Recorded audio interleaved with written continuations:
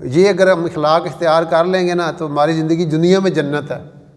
دیکھیں نا کتنی خوبصورت آپ نے سب نے حدیث پڑھی ہوئی ہے کہ مسلمان وہ ہے جس کے ہاتھ و زبان سے دوسرے مسلمان محفوظ رہیں۔ کتنی خوبصورت بات ہے۔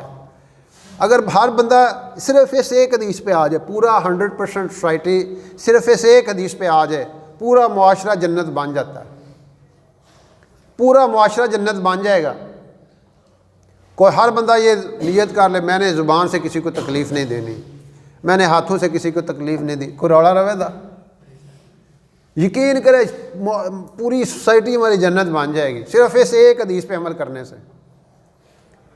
لیکن ہم ہیں کہ ہم نے غیبتیں ہمارا شعار بن چکا ہے، گلے جتھے بہنا چار بیبیاں بہ جان، بندے بہ جان، پنجواں بندہ پھڑ لینا، پنجویں زنانی پھڑ لینی تے گلے کٹنے شروع کر دینے، فلانی آئندی ہے فلانا آئندہ ہے، اور جو گلے کرنے نے تے اپنے آپ تو سمجھنا میں تے 8 حج کیتے نے 9ویں دی تیاری جاں، باقی سارے چور نے تے باقی سارے کرپٹ نے، یعنی سارا معاشرہ ہی تنقیدی معاشرہ بن چکا ہے نا، اصلاحی معاشرہ نہیں۔ اپنے آپ کو دیکھیں، اپنے من میں ڈوب کر پا جا سراغ زندگی، اپنے آپ کو ہم دیکھیں، ٹھیک ہے نا۔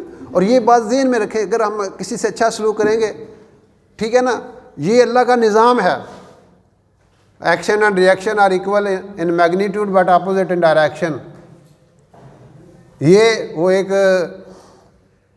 لڑکا تھا تو اپنے باپ نو نا انہیں ٹوک ٹاک کے نا قتل کر کے تو گنڈی بنائی تے دریا تے سٹن لے گیا، انہوں دریا سٹ دیا سٹن لیا نا تے وہ آواز آئی پتر ذرا گاں کر کے سٹی، میں بھی اپنے پیو نو اتنے ہی سٹیا سی،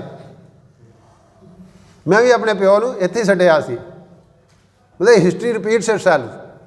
اگر آپ اچھا کریں گے تو آپ کو اللہ رب العزت آپ کی نیکی کو ضائع نہیں کرتے۔ حدیث میں آتا ہے جو کسی بوڑھے آدمی کی خدمت کرتا ہے، جو کسی بوڑھے آدمی کی خدمت کرتا ہے، اللہ پاک جب وہ خود بوڑھا ہوگا اللہ اس کے لیے ایک بندہ مقرر کر دے گا جو اس کی خدمت کرے گا۔ اور اگر آپ کے اپنا ایک ہے کوئی یہ کسی کے بارے میں کہا گیا ہے، اور اگر آپ کے اپنے گھر میں کوئی بوڑھا آدمی ہے، کوئی آپ کا دادا ہے، دادی ہے، نانا ہے، نانی ہے، کوئی اور بوڑھا آپ کے رشتہ داروں میں ایسے ہوتے ہیں، اب ان کا کوئی نہیں ہے، آپ ان کی مدد دیکھیں۔ جب